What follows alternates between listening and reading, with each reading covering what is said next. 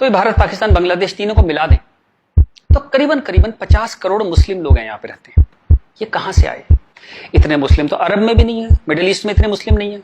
इस देश में पारसी भी आए, बुद्ध हैं, राजपूत हैं, सिख हैं, बहुत कौमें हैं, ये क्यों नहीं हो गए 50 करोड़? इस क्वेश्चन का क्या आंसर है? फिर एक दलाल टाइप के जो लोग हैं उन्होंने एक नया नैरेटिव स्टार्ट किया। ये पिछले 25-30 साल से ज्यादा जोर पकड़ा इस नैरेटिव ने, 20-25 साल से, कि ये प्यार से कन्वर्ट हो गए। ये हिंदू ही थे, प्यार से कन्वर्ट हो गए। वेरी गुड, वाह। ये कहा गया सूफी संत आते थे, दरवेश फकीर वकीर आते थे और लोग प्यार से कन्वर्ट हो गए। मैं आपको एक एग्जांपल देता हूं। जैसे हमारा एक बहुत बड़ा देश था, ऐसे एक बहुत बड़ा देश था पर्शिया। वहां पारसी रहते थे और वो कलाओं में, ट्रेड में, एजुकेशन में बहुत ऊपर देश था। उसकी वो पूरी सिविलाइजेशन बहुत हाई पे थी। ये मिडिल एजेस की बात है। मुस्लिम्स का अटैक हुआ, करीबन 25-30 साल में एक भी पारसी जिंदा नहीं बचा। सारे देश छोड़ के भाग गए, मर गए, लूट, हत्या, बलात्कार। और 25-30 साल में एक नया इस्लामिक मुल्क बन गया। बाद में जिस मुल्क का नाम पड़ा ईरान। सारे पर्शियंस कहां गए? कुछ भाग के तो हिंदुस्तान भी आ गए थे। वो प्यार से कन्वर्ट हो गए। ऐसा प्यार इस दुनिया ने कई बार देखा है। अफ्रीका में, एशिया में ऐसा प्यार 25-30 कंट्रीज ने बर्दाश्त किया है और वो 25-30 कंट्री टोटल इस्लामिक बन गए। और लेटेस्ट कश्मीर, जब वहां से 3 लाख 4 लाख हिंदू भगाए गए तो वो प्यार से भागे वहां से और पूरा कश्मीर इस्लामिक हो गया। Make no mistake, it's a caliphate. जो बगदादी करता है खलीफा जो अपना साम्राज्य बनाता है जहां सिर्फ मुस्लिम होते हैं और अगर गैर मुस्लिम है तो उन्हें डिम्मी बन के रहना पड़ेगा, खत्म होकर रहना पड़ेगा। वो कैलिफेट है इस्लाम की। इस वक्त कश्मीर में, हिंदुस्तान में कैलिफेट है। 1921 में मालाबार में दंगा हुआ था, वहां भी कैलिफेट बनाने की कोशिश की गई थी। कुछ 50,000 या 1 लाख हिंदुओं को बाहर निकाल दिया था वहां से, फोर्स्ड कन्वर्जन किया था।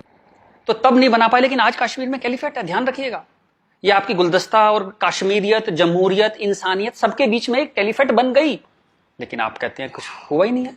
और जब ये 3-4 लाख हिंदू वहां से भगाए गए 1 महीने के अंदर, तब कॉन्स्टिट्यूशन सो रहा था, इंटेलेक्चुअल सेमिनार कर रहे थे, गंगा जमनी तहजीब पे सेमिनार कर रहे थे और इस तरह की तमाम रोजा इफ्तार की दावतें चल रही थी। Happy, everybody was happy. और जो पूरी तरह इस्लामिक नहीं बना, उसके टुकड़े हुए, जैसे हिंदुस्तान के टुकड़े हुए, सूडान के टुकड़े हुए, और आपकी और हमारी जिंदगी में, हमारे लाइफ टाइम में स्वीडन के टुकड़े होंगे। आज से 15-20 साल के अंदर स्वीडन टूट जाएगा। ये एक प्रोसेस है जो पूरी दुनिया में चल रहा है। आप या तो बहुत भोले हैं, देखते ही नहीं, या आप इतने मूर्ख हैं कि दुनिया में क्या हो रहा है आपने कभी देखा ही नहीं, या आप झूठे हैं, या आप दलाल हैं। अगर आप इस पूरे प्रोसेस को मना करते हैं कि नहीं नहीं ऐसा कुछ नहीं था, यहां तो बड़ी गंगा जमनी तहजीब थी, आप इन सब में से एक है, या हो सकता है सब कुछ हो। चलिए मैं आपके साथ एक एक्सरसाइज करता हूं। आपके एक दादा होंगे, एक दादा परिवार है, दादा, चाचा, ताऊ, बुआ, फूफा, उधर के उनके बच्चे, सब एक पूरी फैमिली ट्री वो है। एक नाना की तरफ से है, तो एक आदमी करीबन ऐसे 10-15 परिवार उसके आसपास होते हैं। इसके बाद आप कॉलेज, आपका कॉलेज, स्कूल कॉलेज, जहां 50-100 स्टूडेंट हैं, जिसमें कुछ दोस्त हैं जो आपके साथ ट्रेवल करते हैं जिंदगी भर। फिर आपका मोहल्ला, आपकी कॉलोनी, वहां भी आप 10-20 परिवारों को जानते हैं। यूं कहें एक आदमी मोटा मोटा 700-800 1000 लोगों की खबर उसको होती है, डायरेक्ट खबर, चाहे मिले ना, कि कोई बहुत दूर रहता है, लेकिन हाँ पता लगता है उसकी शादी हो गई, उसके बच्चा हो गया, डेथ हो गई, कुछ बहुत अच्छा हो गया, बहुत बुरा हो गया, खबर आ जाती है कहीं ना कहीं से। अब मैं आपसे एक्सरसाइज करता हूं। पिछले 20, 30, 50 साल में ये इन 1000 लोगों में से कितने लोग मुस्लिम बने, कितने लोग कन्वर्ट हुए? आंसर मिलेगा 0। क्या हुआ? सारे सूफी, दरवेश, फकीर रिटायर हो गए, आईपीएल देखने चले गए, इस्लाम की कशिश खत्म हो गई। दोस्त, जब तक गर्दन पे तलवार ना हो ना, कोई कन्वर्जन नहीं होता, या बहुत सारे पैसे ना हो, कोई कन्वर्जन नहीं होता। उसके बाद पार्लियामेंट पे अटैक हुआ, इस देश की पार्लियामेंट पे अटैक हुआ, और उसमें शामिल अफजल गुरु, उसके सम्मान में, उसके समर्थन में लोग खड़े हैं, हजारों लोग मुसलमान खड़े हैं, और हमने तब भी कुछ नहीं कहा। इस देश में हाहाकार नहीं हुआ। मुंबई में कुछ साल पहले आजाद मैदान में एक रैली हुई, किस लिए हुई? रोहिंग्याओं के समर्थन में। आपका क्या लेने देना रोहिंग्याओं के समर्थन में? और रैली के आखिर में क्या हुआ? जो शहीदों के लिए स्मारक बना है, फौजियों के लिए, शहीदों के लिए जो स्मारक बना है, उसको जूते मार मार के तोड़ दिया। इतनी नफरत आपके मन में इस देश के लिए, और कोई कुछ कहता ही नहीं, कोई कुछ कह ही नहीं पा रहा था। ये चल रहा था इस देश में।